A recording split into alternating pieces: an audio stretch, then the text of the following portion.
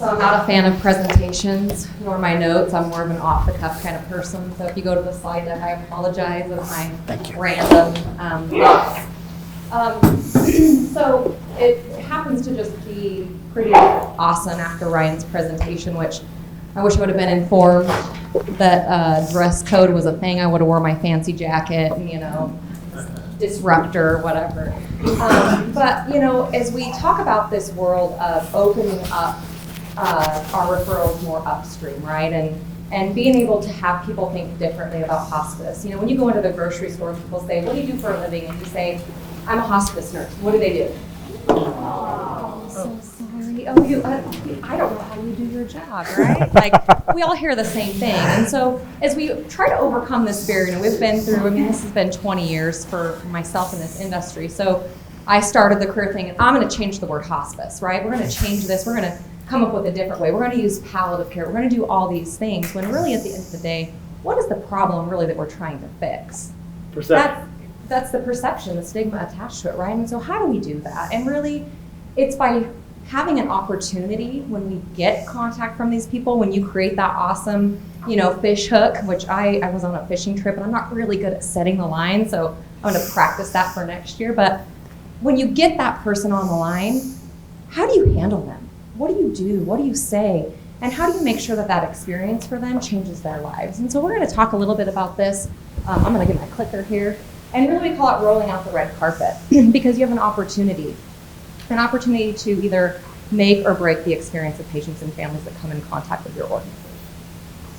Okay, so this is a much fancier patient chair, but any of you that have had any contact with our organization or with Andrew Reed, who is a dear friend of ours, you'll know that he speaks a lot about the patient chair. And this is, if you take nothing else away from anything in this conference, take away the ability to have a patient chair, have a symbol, have a representation in your organization that when times get tough, you have a place to go. And when you need to make really hard decisions in your organization, and I'm emotional about this because we're in this place right now, you have a place to center yourself. Because this work is hard, it's exhausting. There's days that we're like, I don't know if I can do this again tomorrow. And then you have someone named Ryan that re-sparks your passion because you're like, man, look at this. Yes, we are doing amazing things. We are changing lives and people. So in your organization, we do a lot of things with what we call a patient chair. And really it's impacting a feeling. So Mark spoke about the experience he had with his family. And I remember last year when we were here, this was part of it. And I felt for Mark. I wanted to change that experience that he had with his dad and what his family was going through. And what inspired Mark to create the Simply Hospice? Mark, what inspired you to do that? Empathy for other people going through the same thing I did. He didn't want anyone to feel what his family felt. Right? He knew that there was better out there. He knew how hard it was. And he's an expert in this industry. He knows what he's doing. And it was still hard for him. Okay, I'm going to ask you another question. What did you guys have for lunch today? Who went on a little excursion to lunch? Everybody enjoy their lunch? Okay, you all know what you ordered. You know if it was good or bad. What did you have for lunch last Tuesday? Anybody remember? Stop, Billy. Ruining my point here. I love food and I don't remember what I had for lunch. So, do you remember where you were when the first plane hit on September 11th? Okay? Why do you remember that? Yeah. Do you remember where you were sitting? I remember exactly where I was sitting. I remember the feeling. I remember where I was supposed to be. Everything about it. Why is that? It's the impact of the feeling, right? So as we talk about anything we do and the work that we do, as long as we can center ourselves back to the patient chair, where we're creating intentional feelings for patients and families, I promise you, your growth will happen. Focus on those small details, those moments in time, it will happen. So I'll tell you a little story about myself. I'll make it very quick because this is a very long story. But this is a picture. My son was 5 years old. I worked in hospice. I started in marketing, and my husband was sick. When I started in hospice, I knew the family that I was going to work for, and my first experience when I worked in the emergency room with a patient dying, it was so traumatic for me that I stayed in bed for 3 days. And I was getting ready to go into nursing school, and I came home, and my mom was like, "Oh, you're too soft and sensitive to do nursing. You could never do this. You need to go into like working with puppies or something." And I thought, well, now I'm going to show you I'm going to do it. So I'm a little bit of a point prover. But so that was my first experience with death and dying. I'd never had anybody I loved pass away. Like it just was never something that I was exposed to. And so flash forward, I took this job in hospice, educating physicians on something called the Palliative Performance Scale. And I thought this was just the coolest tool ever back, when it first came out in the, 2000s. So I was actually teaching a class, and my husband hadn't been feeling good. He worked in a surgery, and he worked with a bunch of nurses who diagnosed him every day, right, of all the problems that he was having and what he thought. Well, we knew he had kidney stones. We just knew it, self-diagnosed, went in. I thought, well, he might have to have, a procedure done because he's just really struggling. So we went in, they were like, yeah, sure enough, it's kidney stones. We're gonna go do a CAT scan though, and then we're gonna send you on your way and get you taken care of. So I went back to work. And one of the physicians, a dear friend still to this day that we worked with, he called me and he said, "Hey, Ashley, I need you to come to my office." And I was like, "Well, I'm teaching a class. Can this wait?" And he said, "No, I need you to come right now." Long story short, 14.5 centimeter tumor found on his kidney. It was adrenal cortical carcinoma. No one ever mentioned at any point in this experience that there was a potential for him to die. No one ever said, and they knew I was a hospice professional. No one ever said, "Hey, there's a chance." So I got on my friend Google, right, because that's what we all do, and I was like, "Oh, 14.5 centimeter tumor, what's this look like?" And I found out that day on my own research that he had a less than 5% survival rate. But we had 2 kids. They were 2 and 4 at the time, and so we were going to fight like crazy. We all went and got matching fighter tattoos. Mine was spelt wrong. It's fine. I'm not bitter about that, but it was. And we went on our little merry way in this experience called cancer and oncology and the healthcare system. And it was a terrible one. I mean, we moved to Chicago. We experienced clinical trials. I never thought my husband was dying through this experience, and I was creating education material for physicians. So we did a CAT scan. He got kicked out of the clinical trial. The cancer spread everywhere. We came home to my pals at work, and I didn't know what to do. Like, we spent our whole life in the emergency room. And I remember the moment where I had to pick up the phone and call hospice. I remember the moment where I had to go into the oncologist's office and say, "Tell me what's going on. Is my husband dying?" And in a roundabout way, asking about if I think he's going to be here at Christmas and Thanksgiving and through the summer. And I was like, "Where are we going with this?" They said, "You'll be lucky if he makes it through the summer." And that's how they told me at 26 years old that my husband was dying. That's not fair. I was left to go home and tell my husband that. We had the most beautiful experience, though. I remember the day that we left the hospital, and I picked up the phone to call hospice. And it was my own teammates. Well, that would be terrible, huh? Calling your nurse and saying, "Hey, my husband's dying." And it was sweet Sandy on the phone. In fact, our simulated learning environment is dedicated to her because she passed from cancer later on. But I said, "Sandy, I need help. I can't do this anymore. I can't. And she said, "Ashley, I'm on my way." And I said, "Well, you don't have to do that. I'm still an hour away from home. Let me get settled. Let me get the kid. When I get home, I'll give you a call." And she knew that I wouldn't have called her back because why? I called her in a moment of crisis. I called her when I needed something. Lo and behold, when I pulled in the driveway, guess who was sitting in my driveway waiting for me? Sandy. Now, do you think that I would have called her when I got home if she would have been waiting? No, because my crisis was over. I didn't need it at that point. So Sandy was waiting. We had the most beautiful experience ever of our entire life. It was amazing. And on my son's first day to kindergarten, after his dad passed away 2 days prior, this is the picture he wrote of what does happiness look like to you. And it's a picture of his dad with angel wings and his big heart. My youngest son swinging between us, the sun in the background, because through all the rain, there's always sunshine. So what he used to say. And he had a long head of hair on me because I was bald at the time. I decided it would be genius for me to shave my head when losing a bet with my husband who was sick. And I didn't realize what that would do to my young children. So don't do that ever. Not a good plan. But this was my son's version of his happiness. When at 5 years old, his dad died. Why? Because someone was brave enough to show up when we needed them. Okay. Are you being helpful to your customers? When people call, do you show up? Have you taken a look within your organization as to what that looks like? I had a little lady call our office and she said, I'm looking for chocolate Ensure. And I can't find it anywhere. Do you have any idea where I would find it? And I said, well, would you tell me a little bit about what you're needing chocolate Ensure for? And she continued on to tell me this story about her mom, who was 98 years old, and she had recently had a surgery to remove some cancer, and she couldn't swallow to eat. And so she was looking for Ensure, but she could find the vanilla kind, but she could not find chocolate Ensure anywhere. And she was wondering if there was a chance that we could help her find some. Now, coincidence, do you think that lady, for fun, looked at a hospice agency to call and ask where she could find chocolate Ensure? I think not.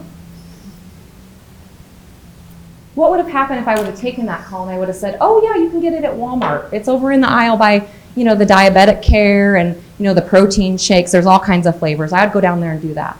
What opportunity did I just lose? Answer a real question. Yeah. How many times do you ask a question? You have kids, right? They ask a question, there's really more to the question they're asking. And you can perceive, okay, there's more to this. I think there's more they want to say, but they're afraid to say. Maybe they think I'm going to freak out, right? Our people do the same thing with us. Our employees do that. Our patients and families do that. Because do they really understand what they need? Do they really understand there's this amazing benefit that provides the Ensure and has an amazing nurse come in and a bath aide to come paint, your toenails and give you a spa day and all the things, the respite care that's available if you, are exhausted and struggling. Do you think families really know all the things that are available? They have no idea. So how many opportunities are you losing every single day? We lost a lot. We counted them. Okay, so I'm supposed to talk about conversions, but to me, you can't get to the conversions if you don't talk about how you handle phone calls. We're going to get more into that. So going back to just how do you actually have a conversation with patients and families? And so I have had the amazing privilege over the last 20 years of having a lot of really hard conversations and many times being the one that was brave enough to tell somebody that you're dying. That's the reality. It's truth, right? I had one of my best friends in high school, and his mom had palate cancer. And I had talked to him about hospice for months. Just months. And he called me one Friday night, and he said, Ashley, I don't know what to do. Debbie is in the worst shape, and we just left the oncologist's office. They've been talking to me about hospice for a while, but I think she needs something. Can you come check on her? And I said, sure, absolutely. I'm on my way. And he goes, oh, no. It's Friday night. Don't worry about it. It can wait till Monday. And I said, John, no, I'm on my way. I want to come check on you and make sure you're doing good. And I got in the home and I sat him down and he was just overwhelmed. He's losing the love of his life. They've been married for 46 years. And this is her second bout of treatment with cancer. And so he thought they were going to fight it. They're going to make it through it. And I said, John, what's your biggest concerns right now? And he said, well, I don't know how I'm going to feed her. And I said, okay, well, let's start there. Let me go back and take a look at her and see where she's at, what's going on, and then we'll make a plan from there. He left the oncologist's office. His biggest concern was, how do I make sure she's fed? I walk in the back room, and she's apneic. She's chain soaked. She is actively dying. He had no idea. He was worried about how he was going to get the mashed potatoes that he made for her at dinner time inside of her. That's the stuff we get to do every day. I got to sit him down. I said, John, this is changing really quickly. And had a heart-to-heart with her. And had a heart-to-heart with him and the daughter and the son that was my best friend in high school. That's painful stuff, but guess what? 6 years later, ran into him, he's remarried, and he said, I just want you to know I was so mad at you that day. I was so mad at you. I was so angry that you told me my bride was dying. But I want you to know that you changed my entire life. And thank you, and I will never forget that. So when you go in and you're educating nurses and you're educating your staff, remember, we are truth tellers. But how do we do it? We have to get really good, especially in these short-term conversations, right? Because the only way to impact people is to know where they're at, to see them as a person, to know what's your greatest fears, what are you concerned about, what are you needing? And I promise you, if you formulate your conversations, it could be the first time you've met a person or the last time, you will have an incredible conversation. And you will speed that trust up. You will speed that relationship up overnight, immediately. Because why? You're seeing them as a person.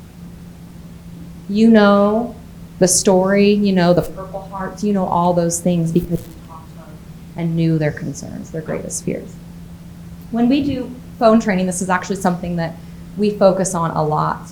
And, tomorrow we'll talk about the perfect visit and some of the pieces like Zen, listen, and validate and match. And we use those words because we're, again, honing in on a feeling for people.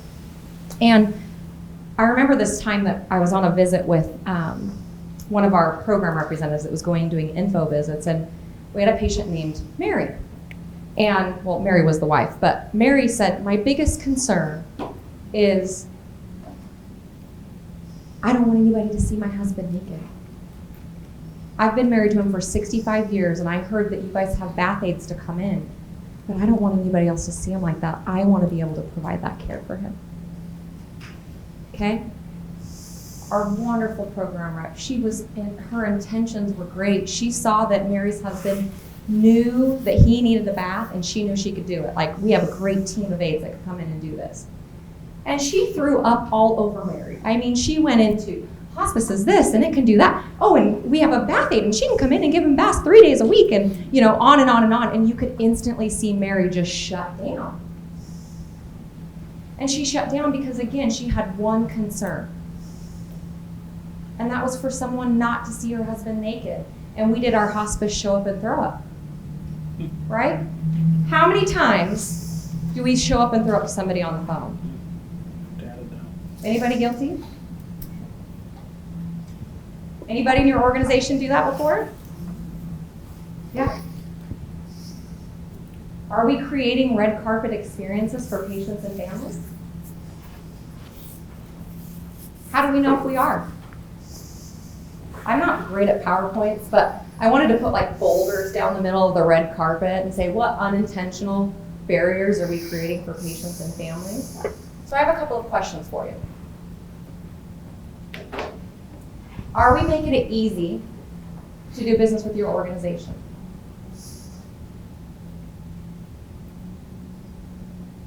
Have you guys thought about that? Okay. We recently acquired a hospice, and we'll talk about it, but we do mystery calls. And I found that there was a trend throughout the organization that every office that I called, they required a physician's order in order to send somebody to come see them. Is that removing a barrier for patients and families? When somebody calls and says, I need help, and you say, oh, do you have a terminal diagnosis? Come on, tell me you guys have heard that before, right? Okay. Oh, contact your physician and get an order, and we can send somebody out to help you. We've heard them all. Do we pass along our monkeys? Mark did an awesome presentation one time, and I still have little monkey, and it was a little finger. But how many times do we pass our burdens or our regulations or our issues off onto patients and families or referral partners? What do you think that does to our conversion rate? You know, there's how many, 200 hospices, Monica, in your service area? If you required physician orders or said, hey, contact your doctor and then give me a call back, how many patients and families do you think you'd get on services?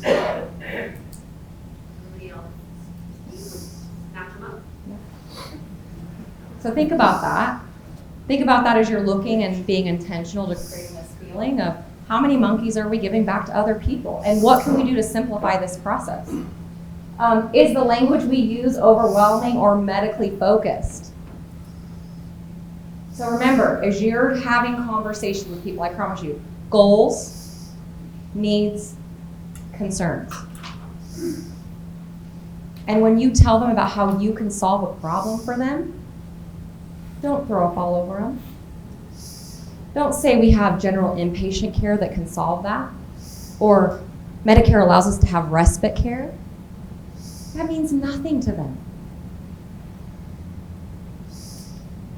Everybody provides nursing services. What does that mean for the patient that's saying, I don't know how to get my husband's pain under control? How involved is your spiritual care program? Does your whole team believe in it? Because guess what? Those people left behind are the ones that are the product of all of us in this room. I am the product of our social work and spiritual care team, I can tell you that. The day that my husband's pain was out of control, and I mean out of control, he was on ketamine, methadone, Dilaudid. He had 5 CAD pumps. He had a fecal line in the back. I was injecting 5 to 10 milligrams of Dilaudid at the time through his port with all those medications going. And he was still thrashing off the bed. I picked up the phone, I called the nurse, and I was like, I need more pain medications, right? Logical. Everybody needs more meds. And she said, let me call the spiritual care provider. And I said, I don't know what the hell you think the spiritual care provider is going to do, but I need more faith. I was very logical. And the spiritual care provider walked in the door. And he did the most amazing activity with my husband. My husband was struggling, a 2 and a 4-year-old. I'd never paid a bill in my life. I didn't know what I was going to do. I didn't know how to start the lawnmower. He didn't know where we were going to be and how we were going to survive. And guess what? We didn't want to talk about it. It was hard.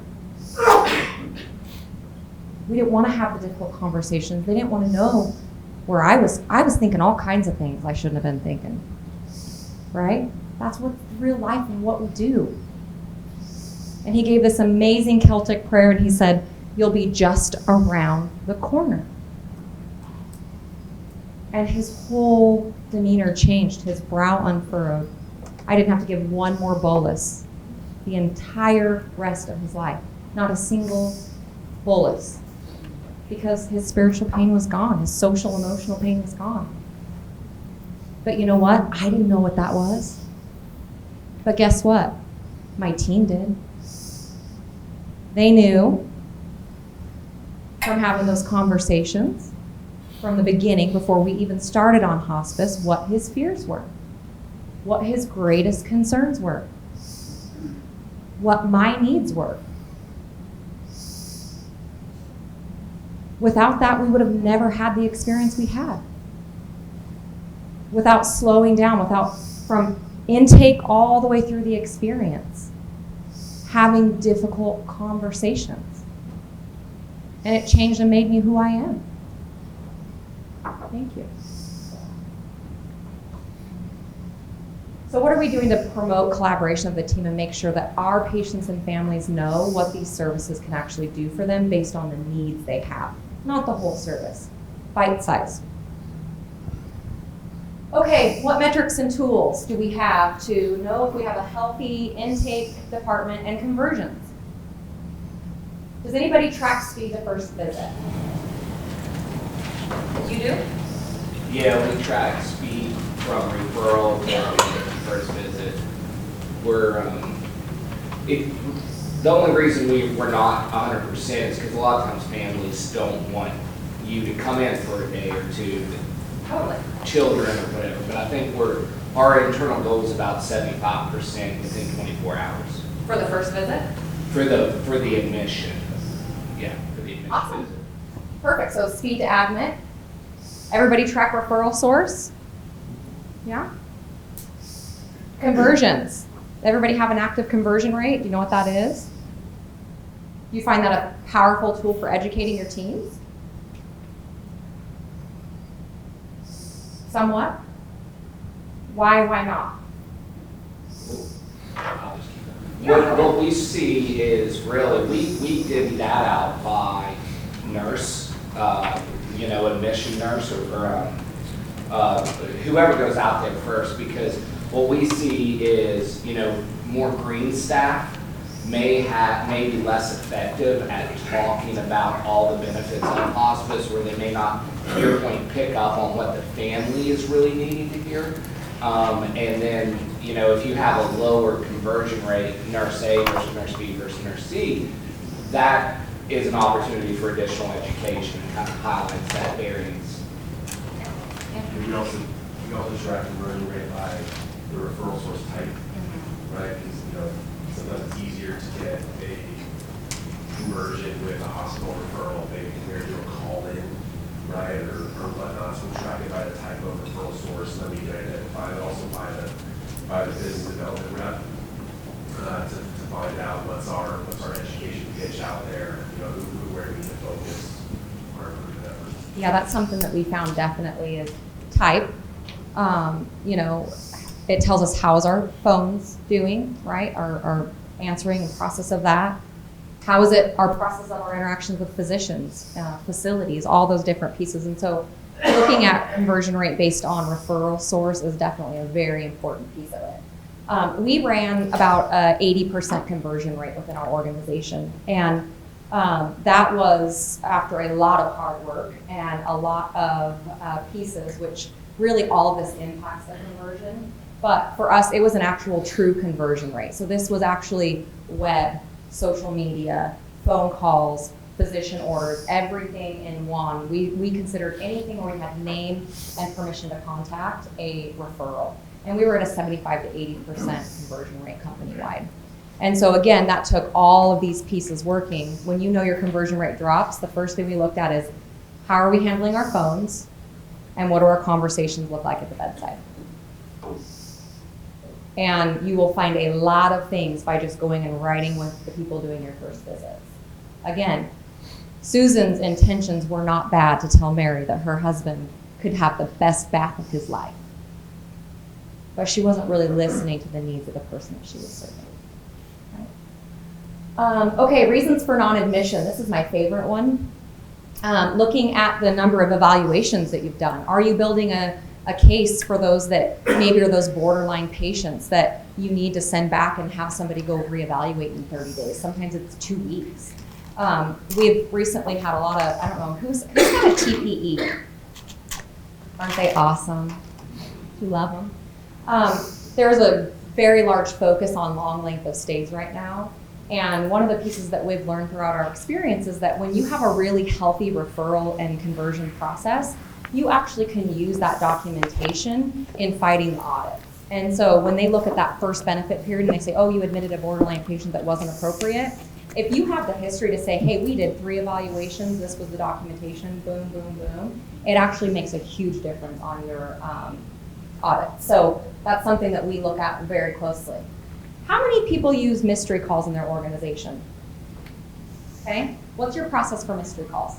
So we have leadership who on occasion will just call in and pretend to a patient. Sometimes we pretend we're a referral source. Then we just call into our admissions department. Okay. What have you found out? Well, one of the reasons why we started is because of what you said about the reasons for non-admission. We seem to have an area that we weren't getting as many admissions. The conversion was lower in this, and we found that this intake coordinator and the admissions nurse in that area, they were promoting our inpatient unit, which is on the other side of town. And of course, people, they don't want to drive all the way across town, so that was a huge aha for us. We discovered that on the city hall. What metrics do you grade your agency on a mystery call? Is it just, timeliness? Like, what do you grade your agency on when you have a mystery call? I don't think we use, that's a great question. I'm gonna say content, but we don't have really, check the box, and we should. So we have a scorecard, and again, this is part of our basic standards of the organization of the experience of what we want patients and families to feel. Every person that answers a phone in our organization is tested out. They actually have to transfer a phone. They have to go through a live patient experience. They get tested out and graded, and then we do it every single month. Every office gets a live mystery call every month, and they get a pass-fail score. And what we look at is, would I have my mom call that agency? And were we helpful? And that's the only thing we grade on. Now, yes, I want to know if their voice was nice, if they, solved my needs, but at the end of the day, was I helpful? Did I create a feeling for that person that they would remember the day that they called and got Sunnyside Hospital? Because I remember the day I called, and it changed my life. So are we creating those experiences for patients and families? Are we creating those experiences for our referral partners? Are we making it to where they can't wait to go down the street and tell their neighbor about the service that they got from hospice? And that really begins when your phones ring, when that first intro to your patient and family. I wanted to include some tools, and of course any questions anybody has, but this is one of the examples of a visual that we use currently in our organizations. And this was actually live on, first month of acquisition or something. And you can see here, we had a very large problem. So speed to first visit was 13 people at 7 days or more. And guess what our people told us was the reasons? I'll give you one guess. Family choice, of course. Are you defining first visit after they've been admitted? First contact? Nope, first contact with the organization. So you pick up the phone, you call, that's a referral, or a referral coming in. Any member of the hospice team? Any member of the hospice team. So this is first visit, that first interaction that a patient and family get from our organization saying, what are your goals? What are you needing? What are you most concerned about? Okay. Does anybody know their metric of the speed to their first visit in their organization? This was shocking to me. So 13. A little math. Anybody a math whiz in here besides Trent? Let's just talk about for those CFOs in the room, right, and financial. So let's say an average reimbursement rate of $155 a day, right? Let's just say on average. And you have 13 patients at 7 days or more. Does anybody know what impact that has on your financials? 13,800 and what was it, Trent? 850. How many staff members would that pay for? That's just one location in 1 month. First visit. Look at the speed to admission. Same thing. I mean, 4 of our admissions happened in 7 days or more, and you don't want to know that or more was really bad. Really bad. Okay? Even worse, other than the 13,850, which is a big issue. What's the number one complaint we get from patients and families? I wish we would have known about you earlier. If I would have known there was this amazing thing called hospice, right? What are we robbing patients and families of? Quality of life. I'm curious, is this an apples and apples? So I mean, in this, is this the same data that for the place that had 13 days of watching your first encounter, and only 4 of those actually converted out of that 13 to admission? Is that accurate? It's very accurate. We had a 30% conversion rate. 30. Now remember, this is day 1, so we had a lot of work to do. But again, what are we robbing our communities from? So guess what we did? We sat down and we said, we got to get curious. We got to figure out what's going on. Because I tell you, every time that phone rings, every time we see a non-admission or a, going on Monday, it's Friday afternoon, do you know what I feel? I remember when the census went from 55 to 56, and it was my husband. Every time an email goes out that says, patient and family's fine to wait until Monday, I think about my experience. Now, do you think I would have ever expected somebody at 6 o'clock on a Friday night to come take care of my problems? No. I could have survived. I could have made it till Monday. But I'm sure glad she did. Right? That gave me 5 more days. Actually, it would have given me a lot longer because I would have been stubborn and I would have said, I don't need you yet until the next crisis, right? That's what happens. We survive until the next crisis. And then what does that do for your nurses and your staff? How many of you operate a team currently that feel like they're always in crisis? Right? We promised we were going to be honest. Okay?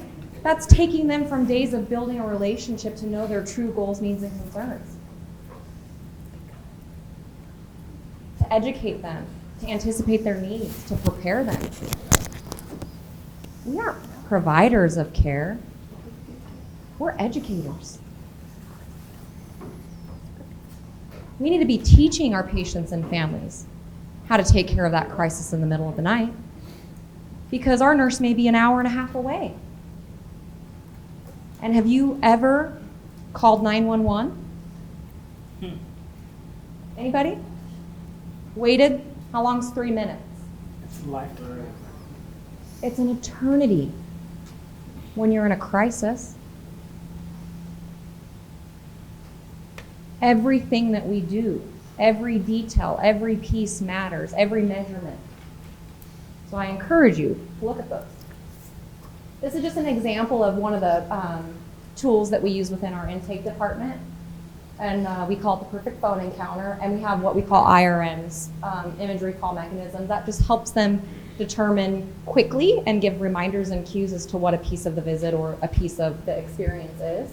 And so you'll see here the ear is Zen Listen.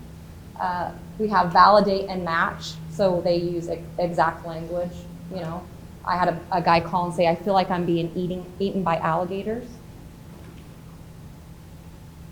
And I said, tell me about what's going on. He said, my wife died last week and I'm laying here and I literally feel like I'm being eaten by alligators. Now, what do you think it would have felt like to him if I would have said, oh, you're having a hard time? No, he's being eaten by alligators. That's different. Using exact, precise language. And then the tractor is dig, back to that insure. They're not sitting around calling hospice for fun. They're not reaching out on your social media chat because they have nothing better to do. They have a need. We need to be curious, we need to dig, we need to ask really great questions so we can be helpful as quickly as possible. And then, of course, documentation. If you change the way you look at things, the things you look at change.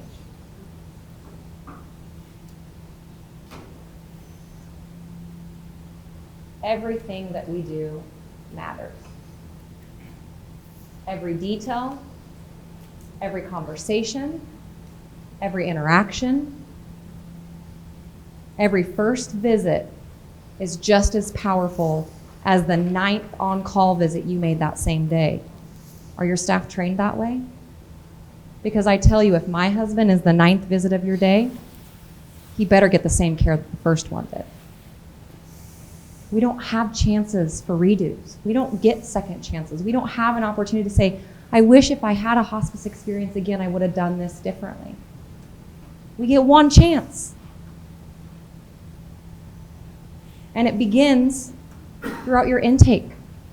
It begins in those hard conversations, being a truth teller.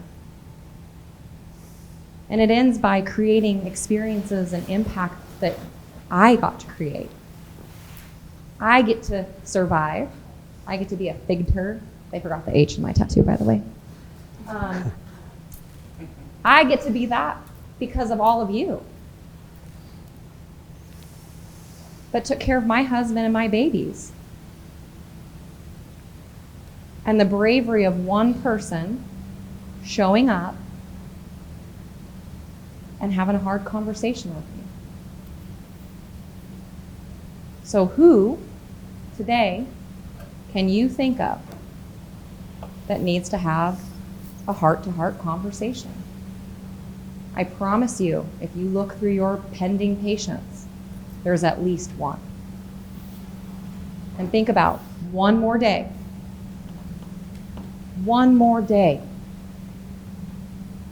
can change the rest of their life.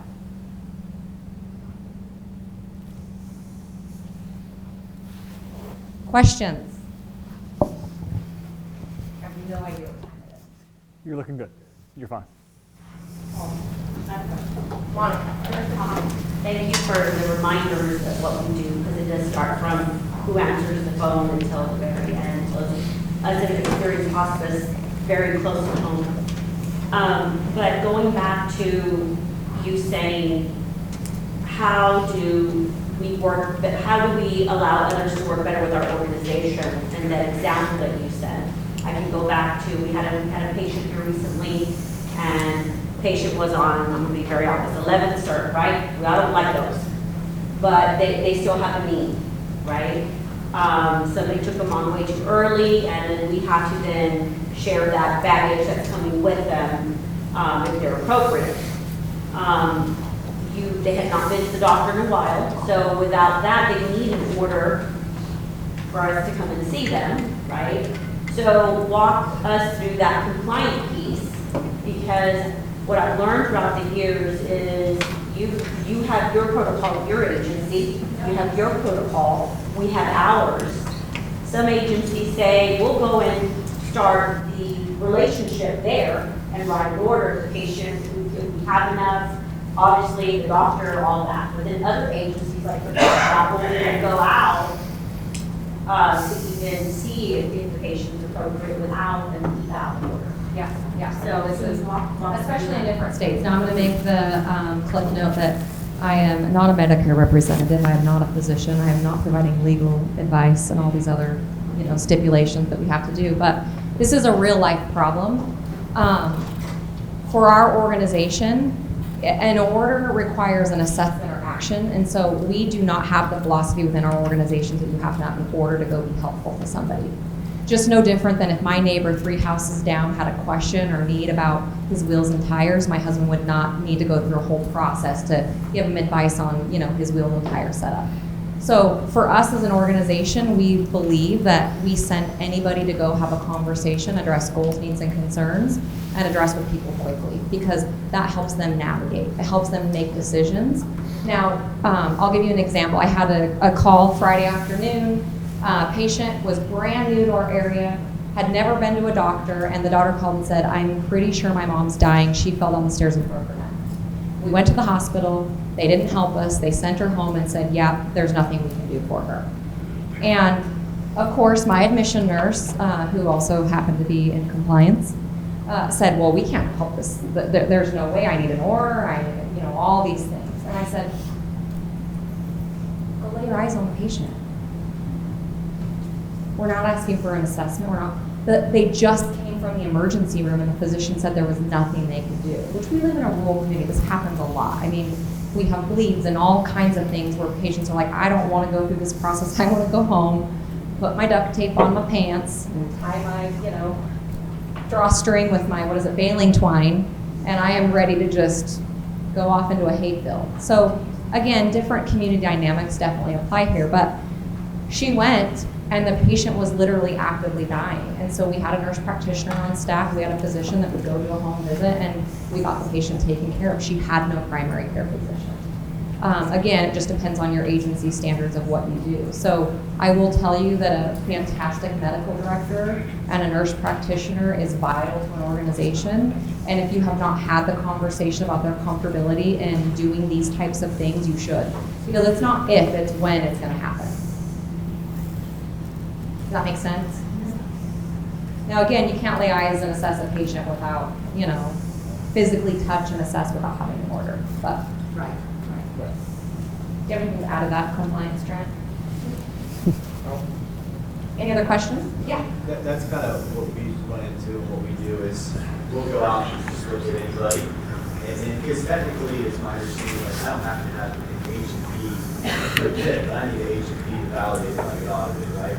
But when you go make that connection, our doctor or nurse practitioner will go do a face-to-face, so at least we have a physician that can write a visit note, do an H&P subjective assessment, and then we can work through that PCP, but if anything, the family knows that we're there and we've already made that connection, because we were out of that agency, we went through a smirk a while back, and then, you get so gunshot of everything. Yeah. And it was like, oh, we need an order to go, and then the next hospital just swoop them up, and so they were appropriate. Yeah. We just, these docs want to send orders, and then also if they choose our medical director as the attending and whatnot, it makes it even more simple. But I think it's something that everyone runs through, but just to go see somebody, and when they feel your presence and they're going to ride with you. And if they are, then you don't want them to die that way, so you get someone out to admit. Absolutely. Yeah. That's been a key learning for us, just going through the COPs and seeing that, it does say you need 2 physicians or the hospice medical director can do it alone. And so, a lot of doctors are just difficult getting orders back, so if they're not in attending, we'll just have the hospice medical director. Doing right by your patients is really the key. And, in our 20 years, we've had one patient that lied about a diagnosis. And who knows why they'd do that. They said they had cancer and they didn't, but one. That's what I was going to say, is we just recently had this conversation with an agency that, was waiting for the H&P before they would actually go out and did an eval, of the H&P with 3 different individuals of the organization. And, we kind of told them our philosophy of it, and they said, well, how many did you discontinue after you got the H&P? And I said 1. In all my years, we have had to discharge 1 patient after we got the H&P. And I said, but how many are you missing by waiting for the H&P? And it's exponentially. They are losing patients. It's crazy how many referrals they're getting, and it's just slipping through. It's like they've cut the net of the fish net, and the fish are just going right through it because they're just letting it go. And that's the problem, is because now you have to actually collect the data, and you have to be okay to say that, my child is ugly sometimes. Yeah. Hey, I showed you my ugly child, right? It's hard. We are true killers, not just to the patient, but to ourselves. And so we actually have to be okay with the pain, saying, yeah, this was crap. You know how many phone calls I've listened to that is complete garbage? But guess what? We took care of it. And that's what you have to do. You always have to constantly, it's not necessarily looking for perfection, it's looking for progress. And that's the important part, is just being okay with that. Okay, this is where we're at today, but this is where we're actually going tomorrow. And it's that one little step, and so. And that 30% conversion rate that I am just appalled to even say out loud again, I'm still, it's like, hello, my name's Ashley, I have an addiction to chocolate. 30% in 1 month of training We went to 38%. Now, do you think I was happy with that? No. But guess what? It was progress. Last one. It was my experience, you know, we're from Atlanta, we've got pretty awesome ownership people. So do things a little differently, but, you know, I think we've all been there where you get paralyzed by paperwork. But our motto from our leadership group's always been, we put the patients above the paperwork. Like, I don't need the paperwork to tell me to take care of somebody, and which is kind of what you were saying. And so, and like I said with the COP, you know, your medical director can write the order. Now, if you have 100 patients and all 100 have an order from the medical director, you might have a problem. But I can't tell you how many times we didn't have an order. Somebody just moved in.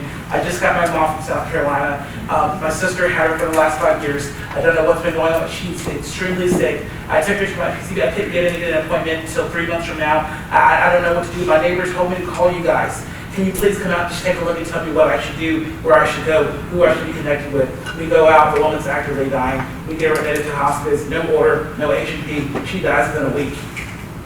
If we waited for paperwork, you see what I'm saying? And so then when we get the audit, it's like, well, did you have to know? Well, how do you know? Well, the patient was perfect. The patient died in 7 days. Apparently, they were appropriate for hospice. So, I mean, that's just the way, you know, we operate. It's, you know, but also you kind of have to, you know, our owners have risk tolerance. And they're like, listen, if I'm going to pay a fine versus see someone die that needs my services, we're going to pay the fine. That's right. And I think that's the hard part, is the balance, right? Like, you have to find the balance where you put the patients first, and then you know that you live to the regulatory guidelines, that's what we do, but we don't live to serve those people, we live to serve our patients and Right. families. Donna, did you have something? Yeah, we didn't have whether we have an agency or not, but we don't do it. Yeah, yeah. Yep. Yeah, so that way you don't have to delay, Yeah. postpone admitting and helping that patient. And you can take a year to bill, you don't have to Yeah. bill this much, you know, it's one patient. Send a hound to the doctor's office. She had to have an H&P from South Carolina, where she came from. Yeah. Thank you. Thank you, guys. Thank you, Ashley.